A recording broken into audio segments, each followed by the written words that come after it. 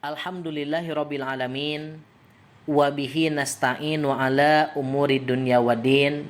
Assalatu wassalamu ala asyrafil anbiya'i wal mursalin. Rabbi syrahli sadri wa yassirli amri wahlul 'uqdatam min lisani yafqahu qawli amma ba'du. Ikhwatu iman jamaah qabla iftar yang dimuliakan oleh Allah Subhanahu wa taala. Alhamdulillah kita sudah melaksanakan kajian beberapa hari walaupun dengan nuansa Zoom atau daring. Mudah-mudahan tidak menjadikan kita tidak bersemangat dalam taqarrub kepada Allah melalui talabul ilmi.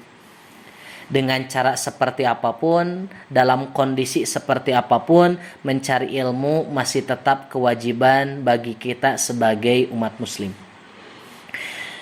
Kemarin kita sudah membahas bagaimana kewajiban seorang suami terhadap istri.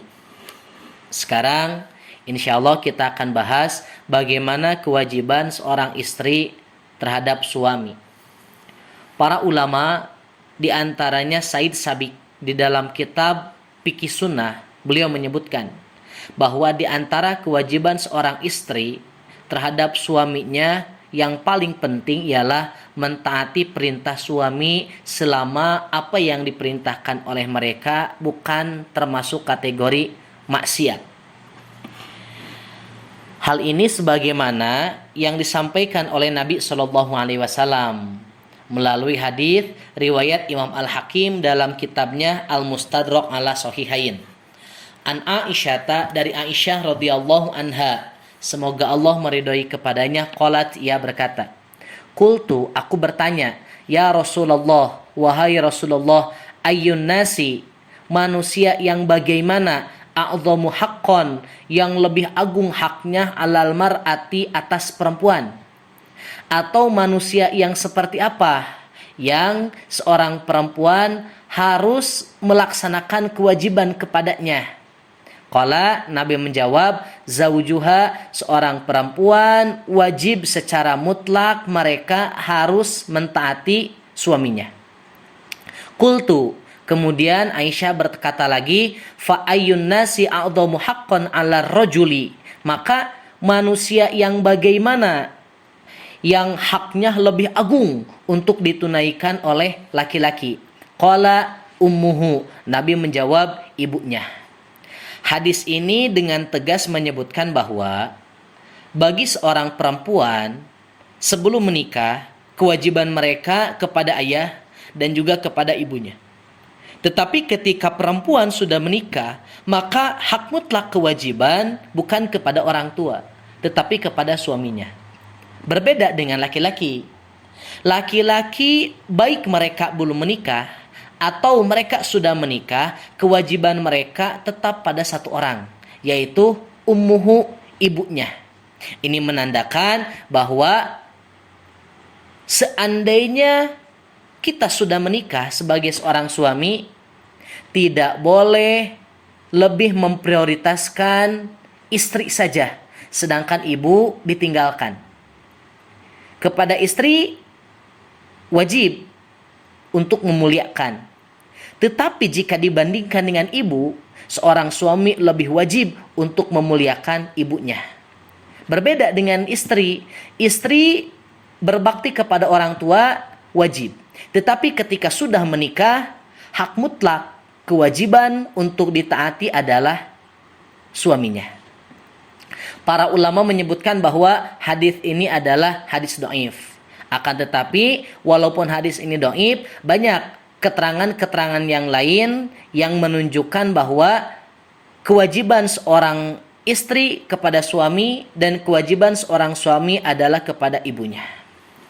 Bahkan di dalam hadis lain, Nabi SAW sampai menyebutkan, seandainya ada manusia yang boleh bersujud kepada manusia yang lain, maka aku akan perintahkan seorang istri sujud kepada suaminya. Ini menunjukkan betapa bentuk ketaatan yang harus dilakukan oleh seorang perempuan ketika sudah menikah, tiada lain kecuali hanya kepada suaminya. Nabi menyampaikan, "Lau kuntu amiron ahadan." Seandainya aku memerintahkan seseorang, aku boleh memerintahkan seseorang an yasjuda, untuk bersujud li ahadin, kepada seseorang, la amartul mar'ata, maka pasti sungguh aku akan memerintahkan seorang perempuan antas juda li zaujiha, untuk bersujud kepada suaminya. Hadis ini riwayat Imam At-Tirmidzi dengan tegas memberikan isyarat bahwa kedudukan seorang suami lebih mulia dibandingkan dengan siapapun ketika mereka sudah menikah. Nah, ikhwatu iman yang dimuliakan oleh Allah Subhanahu wa taala, ketaatan seorang istri terhadap suami ini merupakan salah satu ciri dan karakteristik istri yang solehah. Ketika ada seorang suami memiliki istri yang soleha, maka dia sudah memiliki kekayaan yang luar biasa melebihi dunia dan isinya. Nabi SAW menyebutkan betapa mulianya kesolehan seorang istri. Ad-dunya mata'un. Dunia adalah perhiasan.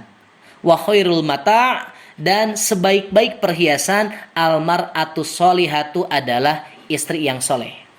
Dan dua hadis yang tadi memberikan isyarat di antara tanda-tanda istri yang soleh itu adalah istri yang selalu mentaati perintah suami selama bukan dalam urusan maksiat.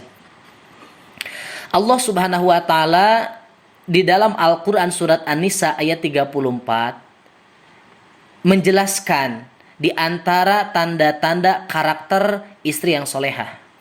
A'udzubillahi minasyaitonirrajim.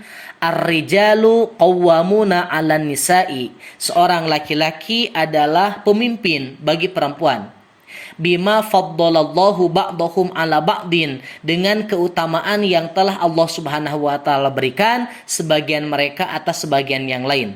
Wa bima, dan kemuliaan seorang suami salah satunya disebabkan anfaku min amwalihim, seorang suami menginfakkan dari harta yang diusahakan oleh mereka untuk ditunaikan kepada istri-istrinya.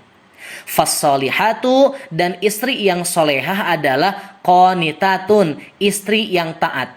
Hafidhatun, istri yang bisa menjaga lil ghaibi bima hafidhallahu, ketika suaminya goib atau suaminya tidak ada.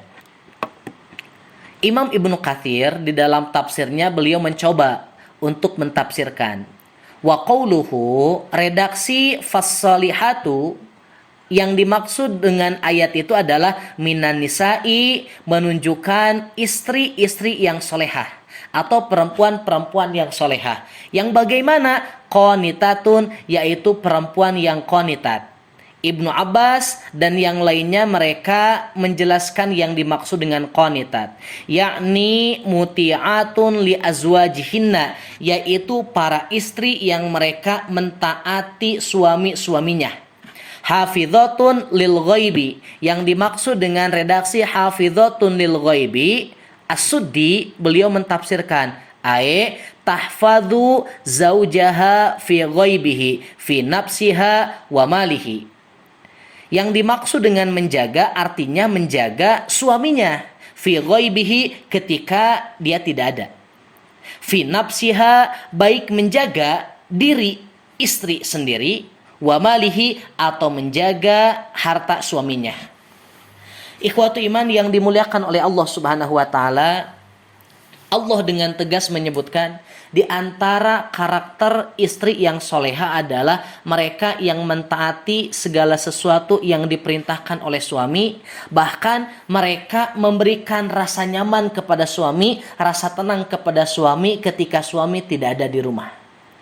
Rasa tenang yang dihadirkan oleh istri disebabkan dia mampu menjaga dirinya sendiri agar tidak menyakiti hati suami. Dia menjaga perasaan suami, dia menjaga kekhawatiran suami.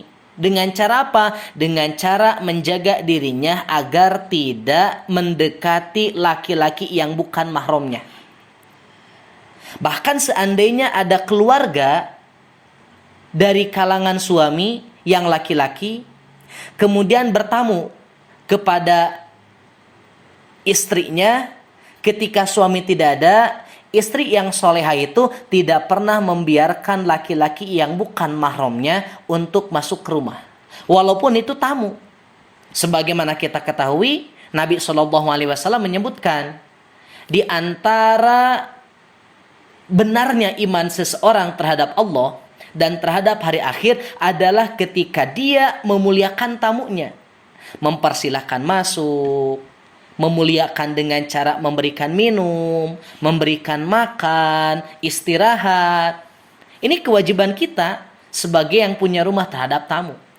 Tetapi ketika berkaitan dengan yang bukan mahram, seorang istri boleh untuk menolak yang bukan mahram agar tidak masuk ke rumah.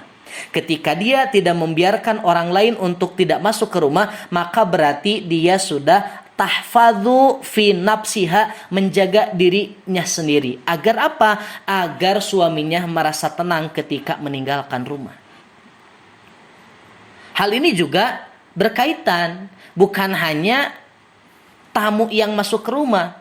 Dalam urusan komunikasi sekalipun, ngobrol secara langsung, atau sekarang ngobrol via telepon atau via WA, seorang istri yang soleha mereka akan tidak mau berkomunikasi dengan laki-laki yang bukan mahramnya walaupun hanya menggunakan WA.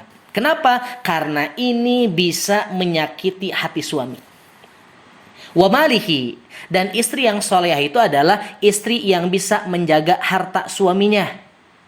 Nah, maka ada sebagian ulama yang menyebutkan ketika ada orang-orang yang meminta-minta datang ke rumah, sedangkan suami tidak memberikan wasiat, tidak memberikan keleluasaan kepada istri untuk memberikan sedekah kepada peminta-minta, maka istri tidak boleh memberikan harta suami tanpa seizin suami. Beda halnya dengan harta itu adalah harta hasil jerih payah istri, silakan mau memberi silakan, tidak jadi masalah. Nah, ikhwatu iman yang dimuliakan oleh Allah Subhanahu wa taala, hal ini pun sama seperti yang disampaikan oleh Nabi SAW. Sebagaimana hadis yang diriwayatkan oleh Imam Abu Daud At-Toyalisi di dalam kitab Musnadnya. An Abi Hurairah, dari Abu Hurairah. Qala, ia berkata, Qala Rasulullah SAW. Rasulullah SAW beliau bersabda, Khairun nisa'i, perempuan yang paling baik, khairun nisa'i, sebaik-baik perempuan adalah allati idza nadharta ilaiha sarratka, apabila engkau para suami memandang. Nah, ini apabila engkau para suami melihat istrimu, sarratka, istrimu menjadikan engkau tenang, menjadikan engkau bahagia. Nah, ini ikhwatu iman yang dimuliakan oleh Allah Subhanahu wa taala. Bagaimana cara istri dapat membahagiakan suami ketika suami memandang? Bagaimana istri memberikan rasa nyaman, rasa tenang kepada suami ketika suami memandangnya? Nah, maka yang dimaksud dengan sarrotka ini bisa jadi yang dimaksud adalah istri wajib bersolek ketika ada di rumah. Istri wajib untuk mempercantik diri ketika ada di rumah. Istri wajib memberikan rasa nyaman dengan sikap, dengan perilaku, dengan mimik muka yang tersenyum ketika ada suami. Maka yakin ketika suami datang ke rumah sedangkan istri menyambut dengan baik, mengajak tersenyum, memberikan apa yang dibutuhkan oleh suami, lalu kemudian mempercantik diri. Bahkan dalam salah satu keterangan, istri boleh berpakaian dengan seksi. Supaya apa? Supaya suami menjadi terpikat. Supaya suami menjadi tenang, menjadi nyaman ketika berdekatan dengan istri. Nah, bahasa Nabi, khairun nisa, perempuan yang seperti itulah perempuan yang terbaik, bahasa Nabi SAW. Yang kedua, wa idza amartaha, apabila engkau memerintahkan istri, apabila engkau meminta kepada istri untuk melakukan sesuatu, atau atka, perempuan yang soleha itu adalah yang selalu mentaati apa yang diperintahkan oleh suami. Yang ketiga, wa idza ghibta anha, dan apabila engkau tidak berdekatan dengan istri, apabila engkau jauh dari istri, hafidhatka, istrimu akan menjaga dirimu, menjaga perasaanmu, menjaga jiwamu, fi nafsiha, pada dirinya, wa maliha, dan juga pada hartanya. Ini merupakan karakteristik istri yang solehah. Bahkan ikhwatu iman, istri yang solehah itu adalah istri yang mereka bisa masuk ke seluruh pintu surga. Pintu surga itu ada 8. Dan tidak sembarang orang yang bisa masuk ke seluruh pintu surga. Dulu ada seorang sahabat yang dijanjikan oleh Nabi Shallallahu Alaihi Wasallam dia bisa masuk ke seluruh pintu surga, yaitu Abu Bakar. Kenapa? Karena Abu Bakar melaksanakan seluruh ibadah yang pada waktu itu sahabat yang lain tidak melaksanakan. Ternyata kemuliaan bisa masuk ke seluruh pintu ini bisa didapatkan oleh istri yang soleha. Istri yang bagaimana? Nabi menyampaikan sebagaimana hadis yang diriwayatkan oleh Imam Ahmad. An Abdurrahman ibni Aufin, dari sahabat Abdurrahman bin Auf, qala, ia berkata, qala Rasulullah sallallahu alaihi wasallam, Rasulullah sallallahu alaihi wasallam beliau bersabda, idza shallatil mar'atu khamsaha, apabila seorang istri melaksanakan salat yang 5 waktu, wa shaumat syahroha, dan melaksanakan saum pada bulan Ramadan, wa hafizat farjaha, dan menjaga farjunnya. Yang dimaksud adalah menutup aurat, menjaga agar tidak berkomunikasi dengan yang bukan mahramnya, wa ata'at zaujaha, dan istri yang mentaati suaminya, qila laha, maka dikatakan kepada istri tersebut, udkhulil jannata, silahkan engkau masuk dalam surga, min ayyi abwabil jannati, kepada pintu-pintu mana saja, syi'ti, yang engkau inginkan. Ini merupakan keutamaan yang hanya dimiliki oleh perempuan yang soleha, yang hanya dimiliki oleh istri yang soleha. Nabi menyebutkan orang-orang yang akan masuk ke seluruh pintu surga itu sangat susah. Syaratnya sangat ketat, syaratnya sangat berat. Tetapi ternyata khusus untuk istri-istri yang soleha, yang melaksanakan perintah Allah, baik sholatnya, saumnya, menjaga auratnya dengan cara menutup aurat, atau yang tadi mentaati seluruh perintah suami, maka istri tersebut mendapatkan kemuliaan. Dia akan masuk ke seluruh pintu surga dan dia bisa masuk kemana saja yang dia inginkan. Akan tetapi ikhwatu iman yang dimuliakan oleh Allah Subhanahu wa taala, ketika ada istri yang dia kufur terhadap suaminya, maka hati-hati. Nabi menyampaikan, ketika Nabi melaksanakan Isra dan Mi'raj, Nabi diperlihatkan oleh malaikat Jibril, ternyata kebanyakan penghuni neraka adalah perempuan. Perempuan yang bagaimana? Nabi menyebutkan, uritun naro, diperlihatkan kepadaku neraka. Fa idza aktsaru ahliha an-nisa'u, maka tiba-tiba ketika aku lihat kebanyakan penghuninya adalah an-nisa'u, perempuan. Perempuan yang bagaimana? Yakfurna, perempuan yang mereka kufur. Kila, lalu kemudian para sahabat bertanya, ayakfurna billah, ya Rasul, kenapa perempuan banyak yang menjadi penghuni neraka? Apakah mereka kufur kepada Allah? Qala, Nabi menjawab, bukan, mereka bukan kufur kepada Allah. Mereka bukan keluar dari agama Islam. Mereka bukan beragama dengan agama Nasrani, Yahudi, atau yang lainnya, tetapi mereka masuk dalam neraka yakfurnal ashir, disebabkan mereka kufur terhadap suami-suami mereka. Yakfurnal ihsana, mereka kufur terhadap kebaikan yang telah diberikan oleh suami. Mereka seolah-olah menafikan, meniadakan kebaikan yang sudah diberikan oleh suami. Lau ahsanta, seandainya engkau berbuat kebaikan kepada istrimu, ila ihdahunna dahro, selama 1 tahun full, thumma ra'at minka syai'an, kemudian istrimu melihat ada satu kejelekan, ada satu celah, ada satu kecacatan yang dilakukan olehmu, qalat, istri yang menjadi penghuni neraka, dia akan menyebutkan, ma ra'aitu minka, aku tidak pernah melihat darimu khairan, sedikit pun kebaikan. Nah ini ikhwatu iman yang dimuliakan oleh Allah Subhanahu wa taala. Hati-hati wahai para istri ketika berdekatan dengan suami. Apapun yang diusahakan oleh suami, apapun yang didapatkan oleh suami, berapapun jumlah nominal yang didapatkan oleh suami, terima, nikmati, syukuri. Ketika kita justru malah menolak pemberian suami, membicarakan kejelekan suami, membanding-bandingkan suami kita dengan suami orang lain sehingga suami merasa sakit hati, maka perempuan yang seperti inilah perempuan yang nanti akan menjadi penghuni neraka. Dan perempuan yang seperti inilah perempuan yang yakfurnal ashir, perempuan yang kufur terhadap suaminya. Naudzubillah min dzalik. Ikhwatu iman yang dimuliakan oleh Allah Subhanahu wa taala.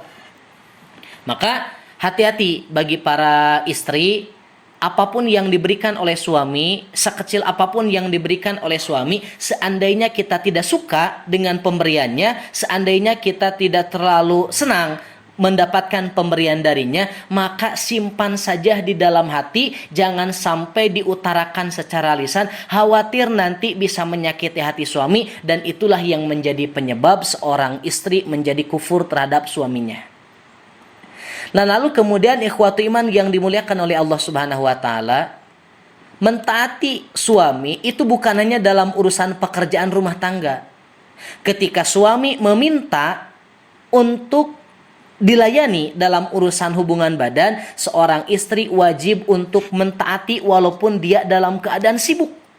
Nabi menyampaikan begini, idza da'ar rajulu imra'atahu, apabila ada seorang laki-laki yang meminta jatah kepada istrinya atau meminta kepada istrinya untuk melakukan jima, fa'abat, lalu kemudian istrinya menolak, falam ta'tih, lalu kemudian istrinya sampai tidak mendatangi suaminya, fabata, lalu kemudian suaminya tidur, godbana alaiha, sambil memendam rasa marah karena istri tidak mau melayaninya, la'anat hal malaikatu, maka pasti para malaikat akan melaknat istri tersebut hatta tusbiha, sampai datang waktu subuh, sampai suami tidak marah lagi, sampai suami kembali terpuaskan hasratnya.